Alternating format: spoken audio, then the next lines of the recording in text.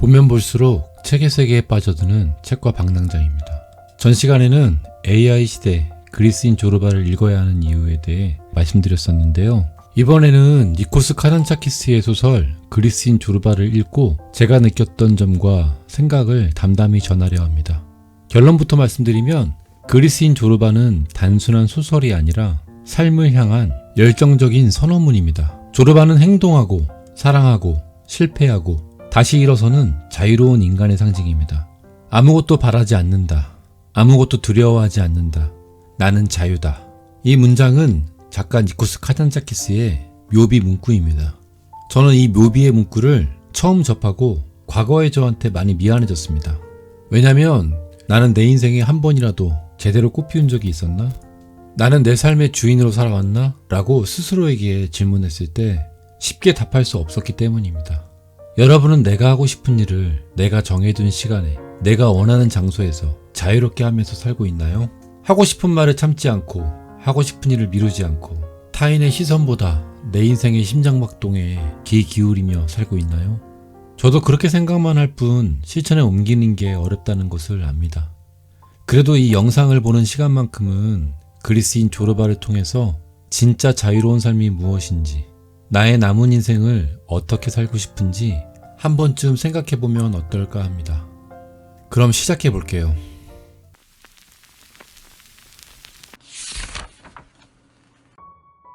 그리스인 조르바에는 두 명의 인물이 등장합니다. 책을 사랑하고 글을 쓰고 사유하며 머리로 세상을 이해하려는 화자, 그리고 먹고 사랑하고 싸우고 춤추며 온몸으로 삶을 살아내는 조르바. 다시 말하면 화자는 인생을 책으로 배우려 했고 조르바는 인생을 몸으로 배우는 사람입니다. 8단어의 작가 박웅현님은 화자를 북스마트에, 조르바를 스트리트 스마트에 비유했는데 적확한 낱말이란 생각이 들어요. 조르바가 어떤 사람인지는 다음 글귀를 보면 알 수 있습니다. 조르바는 학교 문 앞에도 가보지 못했고 그 머리는 지식의 세계를 받은 일이 없다. 하지만 그는 만고풍상을 다 겪은 사람이다. 그래서 그 마음은 열려있고 가슴은 원시적인 배짱으로 고스란히 잔뜩 부풀어 있다. 우리가 복잡하고 난해하다고 생각하는 문제를 조르바는 칼로 자르듯 알렉산드로스 대왕이 고르디아스의 매듭을 자르듯이 풀어낸다. 온몸에 체중을 실어 두 발로 대지를 밟고 있는 이 조르바의 겨냥이 빗나갈 리 없다. 아프리카인들이 왜 뱀을 섬기는가? 뱀이 온몸을 땅에 붙이고 있어서 대지의 비밀을 더 잘 알 것이라고 믿기 때문이다. 그렇다. 뱀은 배로, 꼬리로, 그리고 머리로 대지의 비밀을 안다. 뱀은 늘 어머니의 대지와 접촉하고 동거한다. 조르바는 딱 이 뱀과 같은 삶을 삽니다. 머리가 아니라 온몸, 오감을 총동원해서 진짜 경험한 것만 믿고 직접 보고 맛보고 즐기려 하는 인간입니다. 조르바에게 자유는 선택지가 아닙니다. 존재 방식입니다. 그는 돈에 묶이지 않고 체면에 묶이지 않고 내일의 불안에 묶이지 않습니다. 다음 글귀를 볼게요. 조르바는 말합니다. 기분 내키면 치겠죠. 내 말 듣고 있어? 마음 내키면 말이요. 당신이 바라는 만큼 일해주겠소. 거기 가면 나는 당신 사람이니까. 하지만 산투르 말인데 그건 달라요. 산투르는 짐승이요. 짐승에겐 자유가 있어야 해요. 그러나 처음부터 분명히 말해놓겠는데 마음이 내켜야 해요. 나한테 윽박 지르면 그때는 끝장이에요. 결국 당신은 내가 인간이라는 걸 인정해야 한다 이겁니다. 인간이라니 무슨 뜻이죠? 자유라는 거지. 조르바에게 행위의 가치는 성과가 아니라 자발성에 있습니다. 억지로 하는 노동은 노예의 노동이고 마음이 움직여 하는 노동이야말로 인간의 노동이라고 봤어요. 그는 이를 거부하지 않습니다. 오히려 화자가 바라는 만큼 일해주겠다고 말합니다. 단 그 전제는 오직 하나입니다. 내가 선택했을 때만. 조르바가 산투르를 연주하는 것도 춤을 추는 것도 하고 싶은 마음이 끌어오를 때만 하겠다는 것입니다. 그의 예술, 노동, 사랑은 모두 같은 원리로 행해지는 것입니다. 윽박지르면 끝장이라는 말은 인간 존엄의 경계선을 긋는 경고입니다.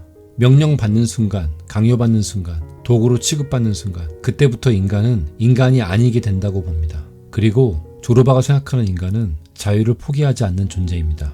조르바가 고개를 가로저었다. 아니요. 당신은 자유롭지 않아요. 당신이 묶인 줄은 다른 사람들이 묶인 줄과 다를지 모릅니다. 그것뿐이요. 두목, 당신은 긴 줄 끝에 있어요. 당신은 오고 가고 그리고 그걸 자유라고 생각하겠죠. 그러나 당신은 그 줄을 잘라버리지 못해요. 그런 줄은 자르지 않으면 인간의 머리란 식료품 상점과 같은 거예요. 계속 계산합니다. 얼마를 지불했고 얼마를 벌었으니까 이익은 얼마고 손해는 얼마다. 머리란 좀상스러운 가게 주인이죠. 가진 걸 다 걸어볼 생각은 않고 꼭 예비금을 남겨두니까. 이러니 줄을 자를 수 없죠. 아니야 더 붙잡아 맬 뿐이지. 이 대목은 그리스인 조르바에서 자유에 대한 가장 정확한 정의가 나오는 장면입니다. 가진 것을 다 버릴 수 있어야 진정한 자유인으로 살 수 있습니다. 조르바가 화자를 위로하지도 가르치려 들지도 않습니다. 그는 자유라고 착각한 상태를 해부합니다. 이 말은 왜 대부분의 인간이 끝내 자유로워지지 못하는지에 대한 진단서입니다. 특히 긴 줄 끝에 있어요 라는 비유는 움직일 수 있고 선택하는 것 같고 돌아다닐 수 있다는 착각을 줍니다. 그래서 사람들은 말합니다. 나는 꽤 자유로워. 하지만 조르바는 정확히 짚습니다. 줄이 있는 한 끝에 있든 중간에 있든 자유가 아니라고. 오히려 긴 줄은 자유라는 환상을 더 강하게 만들고 줄을 자를 이유를 사라지게 합니다. 여기서 자유의 조건이 명확해집니다. 자유는 줄을 자르는 행위입니다. 조르바에게 자유는 상태가 아니라 행동입니다. 가진 걸 다 걸어볼 생각은 않고. 이 문장은 조르바 철학의 핵심입니다. 조르바가 말하는 자유의 조건은 단순합니다. 올인. 내가 가진 모든 것을 다 걸 수 있어야 하고 안전지대를 남겨두지 말고 돌아올 자리를 생각하지 않는 것. 자유는 보너스가 아니라 대가입니다. 조르바에게 미래는 계획의 대상이 아닙니다. 지금의 열기를 빼앗아가는 환영에 가깝습니다. 그는 말합니다. 지금 우리 앞에 있는 건 육반입니다. 우리 마음이 육반이 되게 해야 합니다. 내일이면 갈탄광이 우리 앞에 있을 겁니다. 그때 우리 마음은 갈탄광이 되어야 합니다. 어정쩡하다 보면 아무 짓도 못하지요. 조르바는 오늘 먹고 오늘 사랑하고 오늘 춤춥니다. 그는 어제 일어난 일은 생각하지 않습니다. 내일 일어날 일을 걱정하지도 않습니다. 과거의 후회, 죄책감, 자기 서사를 남기고 미래는 불안, 계산, 공포를 느끼게 합니다. 조르바는 쓸데없이 과거와 미래를 생각하지 않고 오로지 살아있는 지금 이 순간에 완전히 몰입할 뿐입니다. 조르바의 삶은 놀랍도록 단순합니다. 많이 가지지 않고 많이 계산하지 않고 많이 후회하지 않습니다. 우리는 밤이 깊도록 화덕 옆에 묵묵히 앉아 있었다. 행복이라는 것은 포도주 한 잔, 밤 한 알, 허름한 화덕, 바닷소리처럼 참으로 단순하고 소박한 것이라는 생각이 들었다. 필요한 건 그것뿐이었다. 지금 한순간이 행복하다고 느끼게 하는데 필요한 것이라고는 단순하고 소박한 마음뿐이었다. 이 글귀는 행복은 더 많이 가질 때가 아니라 덜 필요해질 때 온다는 사실을 깨닫게 해줍니다. 행복은 더 나은 삶이 오기를 기다릴 때 생기는 게 아니라 이미 주어진 삶을 충분하다고 받아들이는 순간 조용히 모습을 드러냅니다. 이런 대목이 나옵니다. 나는 조르바라는 사내가 부러웠다. 그는 살과 피로 싸우고 죽이고 입을 맞추면서 내가 펜과 잉크로 배우려던 것을 고스란히 살아온 것이었다. 내가 고독 속에서 의자에 눌러붙어 풀어보려고 하던 문제를 이 사나이는 칼 한 자루로 산속의 맑은 때기를 마시며 풀어버린 것이었다.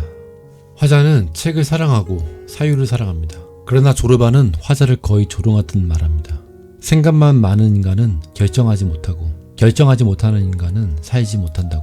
이 대목에서 저는 독서 유튜브로서 굉장히 불편해졌습니다. 그러나 동시에 아주 정직해졌습니다.